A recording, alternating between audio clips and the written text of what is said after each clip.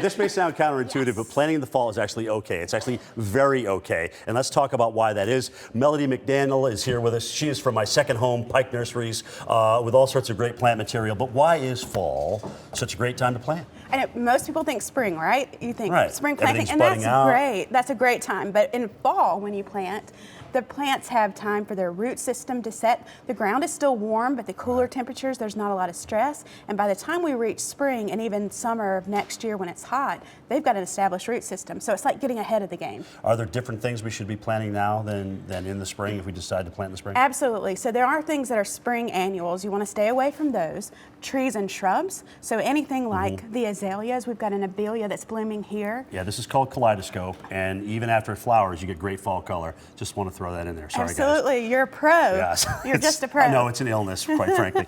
So trees too, shrubs and trees right. Are great to plant. Japanese maples, which I know you also love, are great color this time of year. So it's neat to pick them out when you can see what color they're going to have. The Northeast and the Southeast in spots have had pretty severe drought. I mean, you're literally digging up dry soil. Absolutely.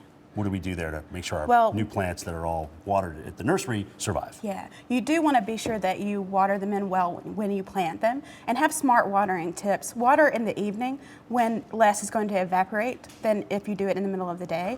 But the other thing that's great about planting in the fall is you're giving these plants time to establish, as we talked about. So when we're in the drought next season, they're going to have a bigger root system and be able to stand it better. So you say water in the evening.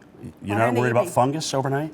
That's a little bit more with lawn than it is with shrubs. But early morning is great as well. So early morning, late evening, when the temperatures are cooler, and you're not going to lose that to evaporation. All right. Anything new on hand in terms of edibles this year?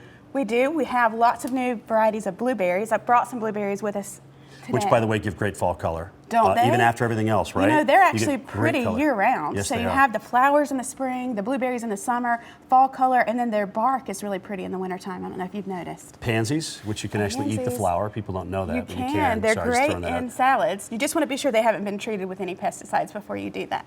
Mom's little pepper. I love this ornamental pepper. The ornamental peppers are beautiful in containers for fall. I know Matt's going to kill me because I'm moving it.